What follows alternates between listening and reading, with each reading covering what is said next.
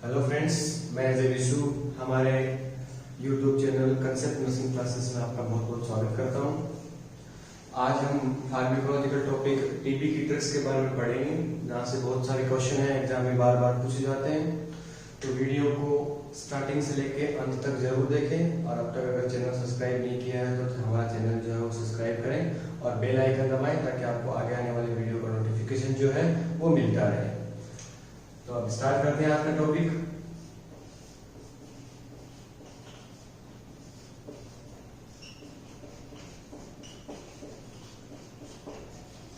Drugs used in TB topic बहुत बड़ा है, बट अपना एग्जाम में आने वाले जो मोस्ट क्वेश्चंस हैं उनका डिस्कशन करेंगे। सारे क्वेश्चंस जो हैं वो बार बार यहाँ से पूछे जाते हैं, कौन कौन सी ड्रग जो है वो टीबी के काम में ली जाती है। आने वाले क्वेश्चंस, पहला क्वेश्चंस, टीबी जो है वो प्राइमरी कौन से ऑर्गन को अफेक्ट करती है, या टीबी का प्राइमरी ऑर्गन जो है वो कौन सा है। तो टीबी जो है वो एक रेस्पिरेटरी सिस्टम की डिजीज है। और अगर बात करें अपन कि प्राइमरी ऑर्गन कौन सा है, तो प्राइमरी जो अफेक्टेड ऑर्गन जो होता है, प्राइमरी ऑर्गन वो होता है लंग्स। लंग्स के अलावा भी टीबी जो है स्पाइनल कॉर्ड के अंदर, ब्रेन के अंदर, रेस्पिरेटरी ट्रैक्ट होती है उसके अंदर, बोन्स के अंदर, इनके अंदर भी स्प्रेड होती है। बट मोस्ट क्वेश्चन पूछा जाता है कि टीबी का जो प्राइमरी ऑर्गन जो होता है वो कौन सा होता है, तो कौन सा होता है, लंग्स होता है। सेकंड वन थिंग, आने वाला दूसरा क्वेश्चन अगर डिस्कशन करें, टीबी जो होता है उसका पॉजिटिव ऑर्गेनिज्म क्या होता है। तो टीबी जो है उसको एक बैक्टीरिया कॉज करता है। पॉजिटिव ऑर्गेनिज्म जो है वो बैक्टीरिया है, और बैक्टीरिया का नाम होता है माइकोबैक्टीरियम ट्यूबरक्लोसिस। माइकोबैक्टीरियम ट्यूबरक्लोसिस ये एक पॉजिटिव ऑर्गेनिज्म है जो टीबी को कॉज करता है। तो पहला वाला क्वेश्चन, प्राइमरी ऑर्गन कौन सा है। सेकंड वाला क्वेश्चन अगर यहाँ से बनता है तो कौन कॉज करता है, बैक्टीरिया, और नाम क्या है, माइकोबैक्टीरियम ट्यूबरक्लोसिस। माइकोबैक्टीरियम ट्यूबरक्लोसिस जो होता है उसको सबसे पहले जो है वो रिसर्च की थी रॉबर्ट कॉज ने। रॉबर्ट कॉज ने सबसे पहले माइकोबैक्टीरियम ट्यूबरक्लोसिस है उसका इन्वेस्टिगेशन किया था, इसलिए इस बैक्टीरिया को जो है वो कॉज बैक्टीरिया भी बोलते हैं। तो हो सकता है कि ऑप्शन में आपको कॉज बैक्टीरिया भी मिले, तो पॉजिटिव ऑर्गेनिज्म जो है वो कॉज बैक्टीरिया भी हो सकता है। कॉज बैक्टीरिया जो है रॉबर्ट कॉज के नाम पे पड़ा है। कॉज बैक्टीरिया किसका दूसरा नाम है, माइकोबैक्टीरियम ट्यूबरक्लोसिस का। अब नेक्स्ट क्वेश्चन का डिस्कस करते हैं टीबी रिगार्डिंग। थर्ड क्वेश्चन जो कहां से बन सकता है, क्वेश्चन बन सकता है कि एंटी ट्यूबरकुलर डे जो है वो कब मनाया जाता है। एंटी ट्यूबरकुलर डे, तो अगर एंटी ट्यूबरकुलर डे की बात करें तो एंटी ट्यूबरकुलर डे सेलिब्रेट किया जाता है 24 मार्च को। कम्युनिटी के पॉइंट ऑफ व्यू से इंपोर्टेंट क्वेश्चन है, एंटी ट्यूबरकुलर डे जो है वो कब मनाया जाता है, कब आता है, तो 24 मार्च को। आने वाले क्वेश्चन, कौन प्राइमरी ऑर्गन क्या होता है, पॉजिटिव ऑर्गेनिज्म क्या होता है, और एंटी ट्यूबरकुलर डे जो है वो कब मनाया जाता है। ये थे most of questions, general questions TB के बारे में कहीं पूछे जा सकते हैं। इसके अलावा बात करें अपन काम में आने वाली ड्रग्स की, कौन कौन सी ड्रग्स जो है उनको काम में ली जाती है।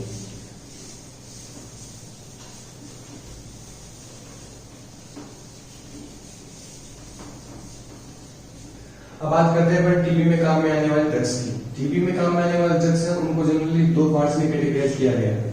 फर्स्ट जो होती है वो होती है फर्स्ट लाइन ड्रग, और सेकंड, इधर आते हैं सेकंड लाइन ड्रग। इन ड्रग्स को क्लासिफाई किया गया मोस्ट कॉमन यूज के बेसिस के ऊपर और इनकी टॉक्सिसिटी के बेसिस के ऊपर। फर्स्ट लाइन जो ड्रग होती है उनकी टॉक्सिसिटी भी कम होती है और इफेक्टिवनेस जो होती है वो भी ज्यादा होती है। सेकंड लाइन ड्रग जो होती है उनकी टॉक्सिसिटी ज्यादा होती है, इफेक्टिवनेस जो कम होती है, इसलिए इन सारी ड्रग्स को सेकंड लाइन ड्रग्स में रखा गया है। कौन कौन सी ड्रग फर्स्ट लाइन में आती है, कौन कौन सी ड्रग जो है वो सेकंड लाइन में आती है। फर्स्ट लाइन ड्रग्स की बात करें, सबसे पहली ड्रग बात करते हैं अपन आइसोनियाजिड। आइसोनियाजिड जो ड्रग होती है उसको शॉर्ट फॉर्म में अपन रिप्रेजेंट करते हैं कैपिटल एच से। आइसोनियाजिड जो है वो एक first line anti tubercular drug है। अब बात करें कि आइसोनियाजिड के अंदर आने वाले क्वेश्चन, कौन कौन से क्वेश्चन जो आइसोनियाजिड के अंदर पूछे जाते हैं। अगर किसी भी पेशेंट को आइसोनियाजिड जो है वो लॉन्ग टर्म तक चल रही है, टीबी को ट्रीट करने के लिए अपन दे रहे हैं, तो आइसोनियाजिड जो है वो लॉन्ग टर्म तक इंटेक किया जाए तो विटामिन B6 जो होती है उसकी डेफिशिएंसी कर देती है। विटामिन B6 जो होता है उसकी डेफिशिएंसी के लिए कौन सा जिम्मेदार होता है? आइसोनियाजिड ड्रग, लॉन्ग टर्म तक चल रही है। तो अगर आइसोनियाजिड लॉन्ग टर्म तक ली जाए तो विटामिन B6 की कमी की वजह से काफी साइंस में साइड इफेक्ट जो है वो आइसोनियाजिड के अंदर देखने को मिलते हैं। पहला फंक्शन जो होता है, जितने भी कॉग्निटिव फंक्शन जो होते हैं ब्रेन के अंदर, मेमोरी है, थिंकिंग है, जजमेंट है, ये सारे के सारे फंक्शन जो है विटामिन B6 के होते हैं। विटामिन B6 की कमी होगी तो सारे के सारे कॉग्निटिव फंक्शन जो है वो क्या हो जाते हैं? इम्पेयर हो जाते हैं। इसके अलावा बात करें विटामिन B6 जो है वो क्या करता है? नर्व इंपल्सेस में भी हेल्प करता है, नर्व इंपल्सेस में भी हेल्प करता है। तो अगर विटामिन B6 की कमी हो जाए तो बॉडी के अंदर न्यूरोपैथी जो है वो भी अपने को देखने को मिलती है, अगर किसी भी पेशेंट को लॉन्ग टर्म तक आइसोनियासिस चल रही है तो। Third one function vitamin B6 होता है, उसका काम होता है हीम का सिंथेसिस करना। अगर हीम नहीं बनेगा तो बॉडी के अंदर पेशेंट को एनीमिया होने के चांसेस जो है वो बढ़ जाते हैं। तो एनीमिया भी एक साइड इफेक्ट है किस चीज का? आइसोनियासिस का। तो ये सारे के सारे साइड इफेक्ट है और होते किसकी वजह से?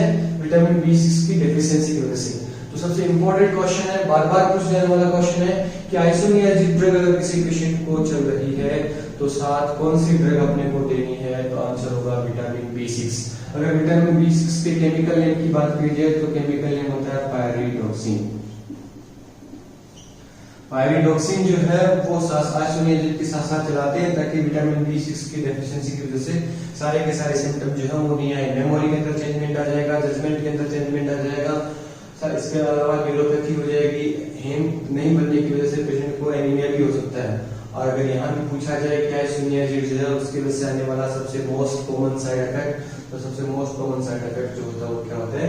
न्यूरोपैथी, क्योंकि सबसे इंपॉर्टेंट फंक्शन होता है विटामिन B6 का नर्व इंपल्सेस जो होती है उनको रेगुलेट करना। तो न्यूरोपैथी जो है वो सबसे मोस्ट कॉमन साइड इफेक्ट है किस चीज का? आइसोनियासिस का।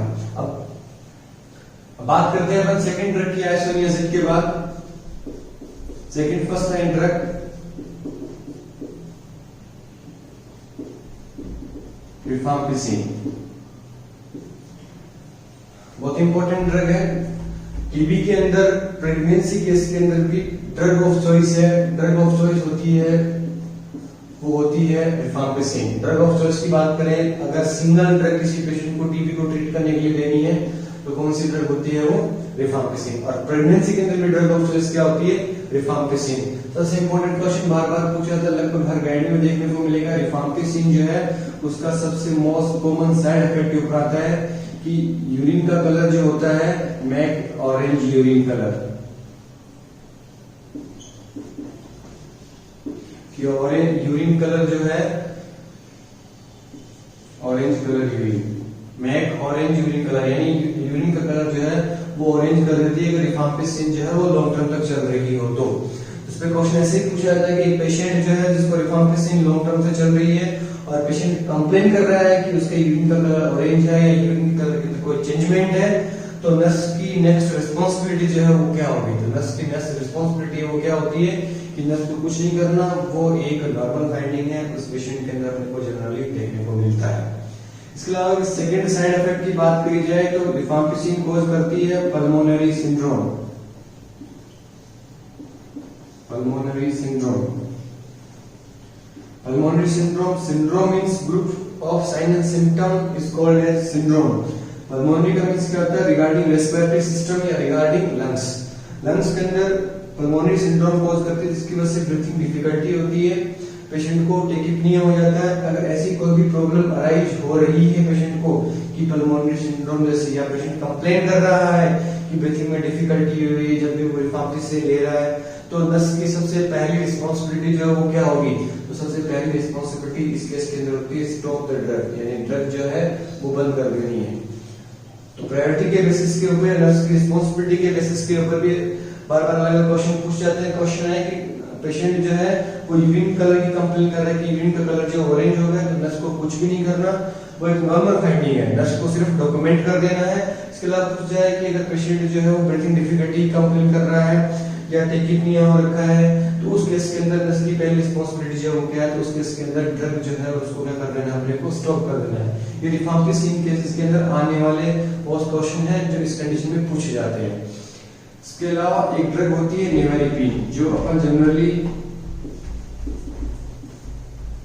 नेवारेपिन जो ड्रग होती है वो अपन देते हैं HIV वाले पेशेंट के अंदर, बच्चे के अंदर भी लेते हैं और मदर के अंदर भी लेते हैं। तो नेवारेपिन जो है वो क्या करती है, नेवारेपिन है वो कॉन्ट्राइंडिकेटेड होती है किसके साथ, रिफाम्पिसिन के साथ। रिफाम्पिसिन के साथ कभी भी पेशेंट को नेवारेपिन ड्रग जो है वो नहीं देनी है। तो इस केस के अंदर ये कई बार ये पूछा जाता है फॉलोइंग कौन सी ड्रग है जो कॉन्ट्राइंडिकेटेड है रिफाम्पिसिन के साथ। तो रिफाम्पिसिन के साथ पेशेंट को नेवारेपिन ड्रग जो है वो कभी भी पेशेंट को प्रिस्क्राइब नहीं करवाई जाती है। ये थे सारे क्वेश्चंस जो रिफाम्पिसिन के रिगार्डिंग जो है बार-बार एग्जाम में पूछ जाते हैं। अब नेक्स्ट थर्ड वन ड्रग की बात करते हैं अपन। नेक्स्ट ड्रग जो है वो होती है इथाम्ब्यूटोल।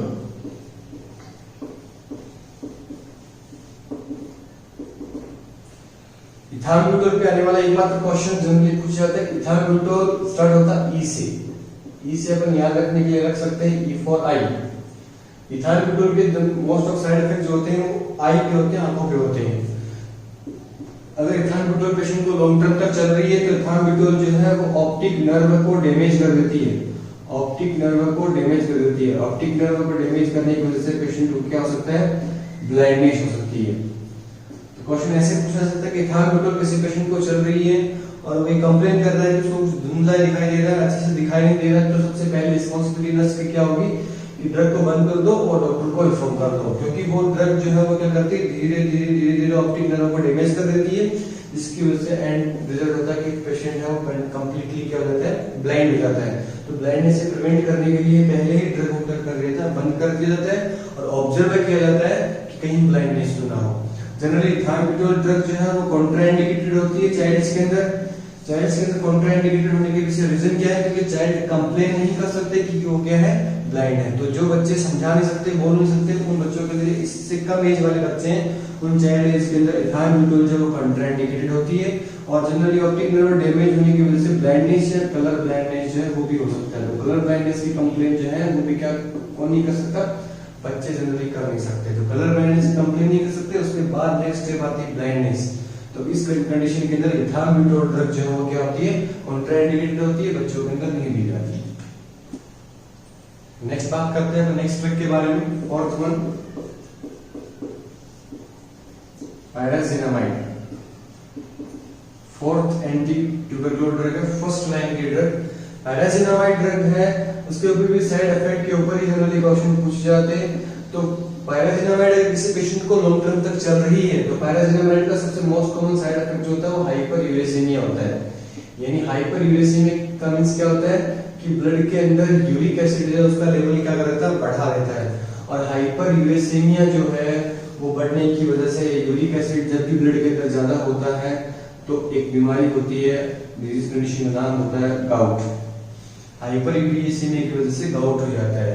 और गाउट के ऊपर पूछे जाने वाले क्वेश्चन ऐसे पूछा जाएगा कि गाउट कौन कॉज करता है, हाइपरयूरेसीमिया कौन सी एंटी ट्यूबरकुलर ड्रग कॉज करती है, या पायराजिनामाइड की वजह से कौन सा साइड इफेक्ट अपने को देखने को मिलता है। कैसे भी क्वेश्चन जो पूछा जा सकता है। तो गाउट की बात करी जाए तो गाउट पे यही क्वेश्चन पूछ लिया जाए कि गाउट है उसकी ड्रग ऑफ चॉइस कौन सी होती है। तो गाउट है उसकी ड्रग ऑफ चॉइस होती है एलोपेरिनोल। और अगर बात करी जाए गाउट सबसे मोस्ट कॉमन जो है वो कौन से जॉइंट में अपने को देखने को मिलती है, जो ग्रेडेड टो होता है, ये पैर का जो अंगूठा होता है वहां जनरली हाइपरयूरेसीमिया गाउट के साइन अपने को देखने को मिलते हैं। तो ये भी दो बहुत इंपॉर्टेंट क्वेश्चन है, गाउट की ड्रग ऑफ चॉइस क्या है और गाउट सबसे पहले अपने को या सबसे मोस्ट कॉमन कौन से बॉडी पार्ट का देखने को मिलता है। तो सबसे मोस्ट कॉमन बॉडी पार्ट जो वो क्या है, ग्रेड टो। ग्रेड टो अपने को जनरली गाउट से देखने को मिलता है। तो ये साइड इफेक्ट था किसका, पायराजिनामाइड का। पायराजिनामाइड की वजह से हाइपरयूरेसीमिया जो है अपने को देखने को मिलता है। बात करते हैं अपन नेक्स्ट ड्रग की, स्ट्रेप्टोमाइसिन।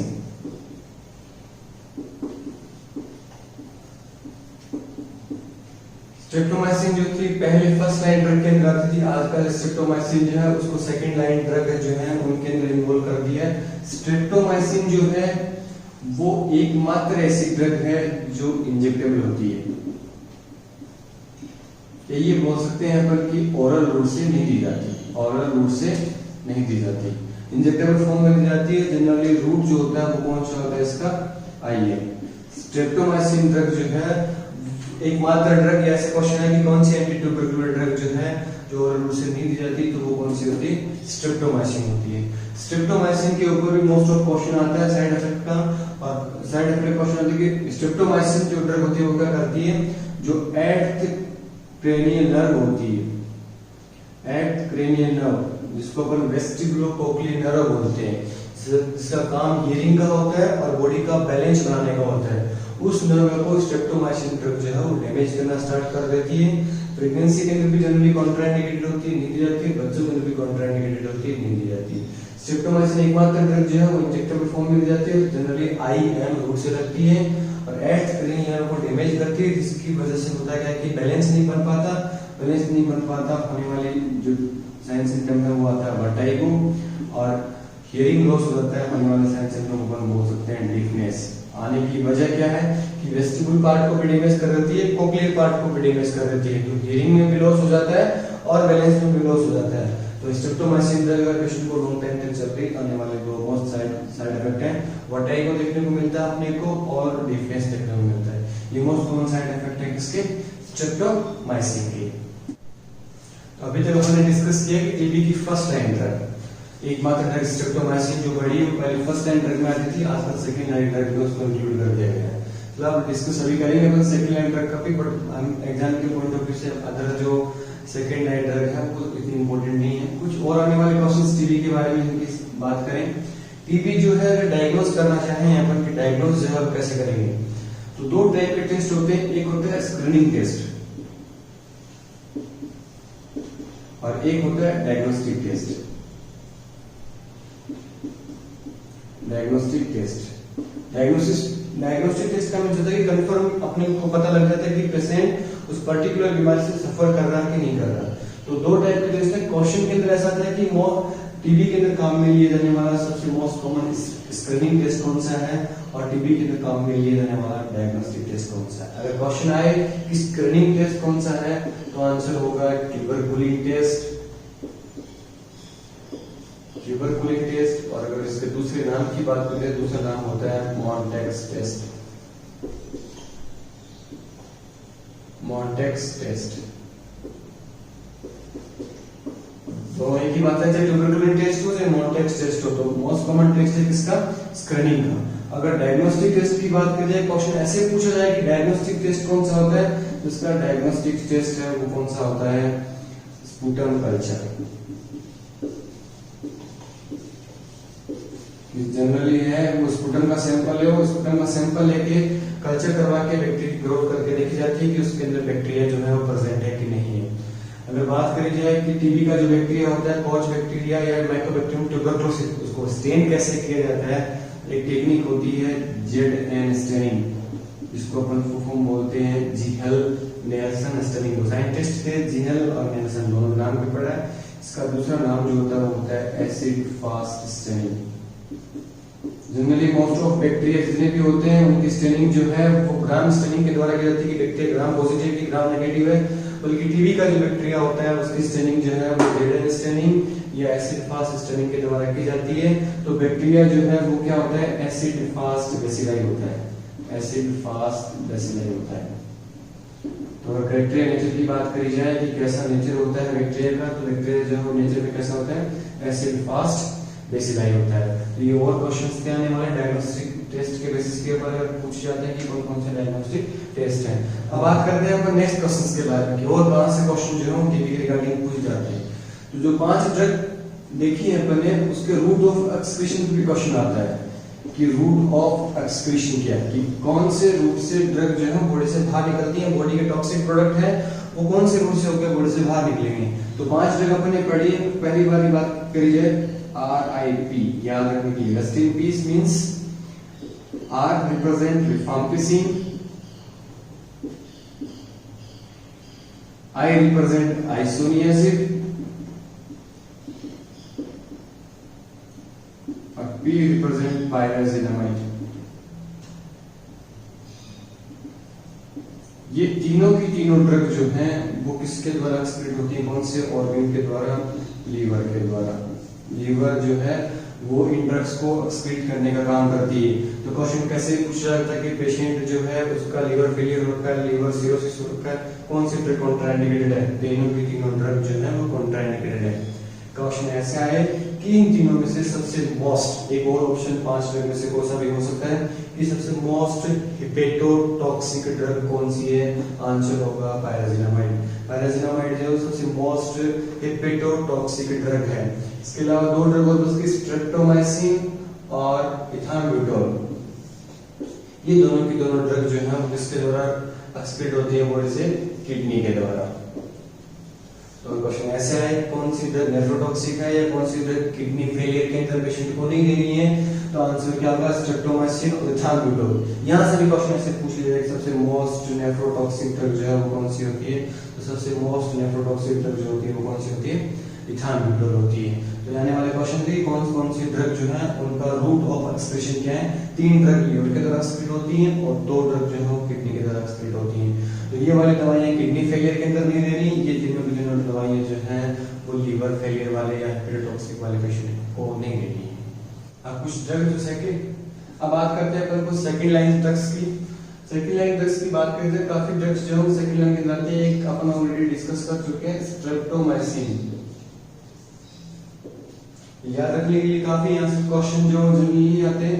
इसके अलावा अमिकासिन एक और अमाइनो ग्लाइकोसाइड ड्रग है। इसके स्ट्रेप्टोमाइसिन के अलावा अमिकासिन जो भी टीबी के अंदर ट्रीट करने के लिए पेशेंट को दी जाती है, और फ्लोक्सासिन होती है, एक कैप्रियोमाइसिन होती है,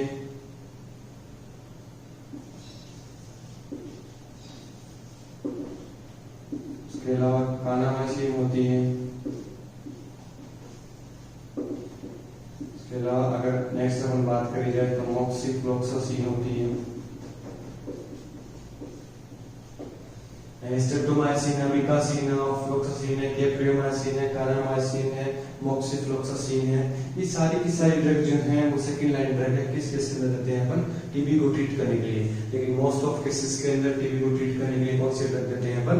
फर्स्ट लाइन ड्रग। एक प्रोग्राम चलाया गया था, क्वेश्चन आता है यहाँ से भी कि टीबी को ट्रीट करने के लिए कौन सा प्रोग्राम, कौन सी स्ट्रेटेजी स्कीम जो है चलाई गई थी?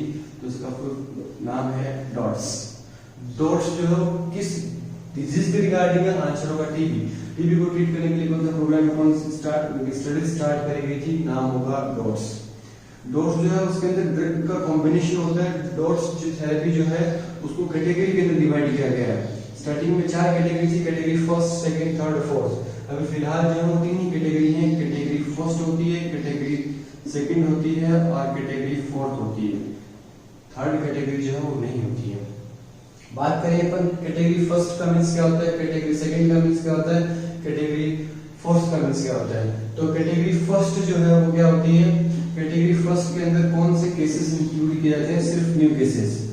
जो न्यू डायग्नोज केसेस हैं टीबी के वो कौन सी कैटेगरी के अंदर इंक्लूड किए जाते हैं?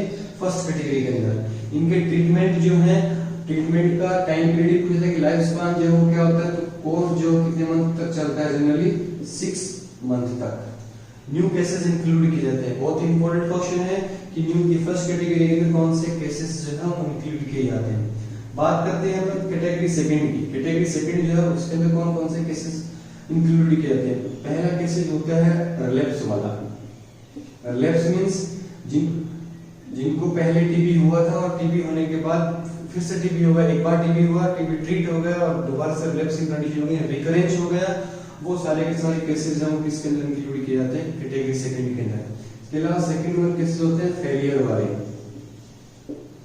फेलियर का मींस क्या होगा कि ट्रीटमेंट टीबी का चल रहा था बट बीमारी जो है वो एग्जैक्टली ट्रीट नहीं हुई अभी तक भी, और वो कौन से केसेस के अंदर आते हैं? फेलियर केसेस के अंदर। उन केसेस को भी कहां इंक्लूड किया गया है? कैटेगरी सेकंड के अंदर। और थर्ड वाले केस जो होते हैं वो होते हैं डिफॉल्टर।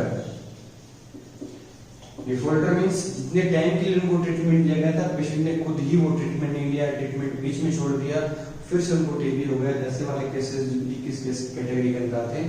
कैटेगरी सेकंड के अंदर। इनको अगर ट्रीट करना है तो जनरली कोर्स जो होता है वो होता है 8 मंथ का। और नेक्स्ट वन लास्ट वन होती है कैटेगरी फोर्थ। कैटेगरी थर्ड कोई कैटेगरी नहीं होती, कैटेगरी फर्स्ट, सेकंड और फोर्थ होती है। फोर्थ कैटेगरी जो होती है उसके अंदर केसेस आते हैं MDR TB. MDR TB means multi drug resistance TB, यानी बहुत सारी ड्रग दी जा रही हैं बट फिर भी TB ठीक नहीं हो रही, अलग अलग ड्रग जो है ट्राई करी जा रही हैं। ऐसे अगर कोई भी पेशेंट या क्लाइंट है उनको कौन सी कैटेगरी के अंदर इंक्लूड किया गया है, कैटेगरी 4 के अंदर। और ये केस अगर आपको ट्रीटमेंट देना है तो कितने मंथ तक चलता है, जनरली 24 मंथ या नहीं बोल सकते 2 इयर्स का कोर्स होता है कैटेगरी 4 वाले क्लाइंट के अंदर। ये कैटेगरी 3 थी, बहुत इंपॉर्टेंट क्वेश्चन है कि न्यू केसेस के कौन से कैटेगरी में इंक्लूड किए जाते हैं, रिलैप्स और फेलियर एंड डिफॉल्ट वाले केसेस कौन से कैटेगरी के अंदर आते हैं, ये MDR वाले पेशेंट जो है वो कौन सी कैटेगरी के अंदर आते हैं। तो ये सारे के सारे मोस्ट इंपोर्टेंट क्वेश्चन है जो टीबी की ड्रग्स जो है उनके अंदर जनरली पूछे जाते हैं कि कहां से जनरली क्वेश्चन आते हैं। तो अभी आने वाले क्वेश्चंस का अपन ने सभी क्वेश्चंस का अच्छे से डिस्कशन किया है, टॉपिक बहुत लंबा है, आने वाले एग्जाम में आने वाले क्वेश्चंस का अपन ने डिस्कस किया है। वीडियो को अंत तक देखने के लिए आपका बहुत बहुत आभार है। अगर वीडियो अच्छा लगा तो हमारे चैनल को जरूर सब्सक्राइब करें, आपका सब्सक्रिप्शन ही हमारे लिए मोटिवेशन है। अगर आप सब्सक्रिप्शन देते हैं, आपका इतना ही साथ है, हम और भी नई नई वीडियो है आपके लिए लेकर आते रहेंगे।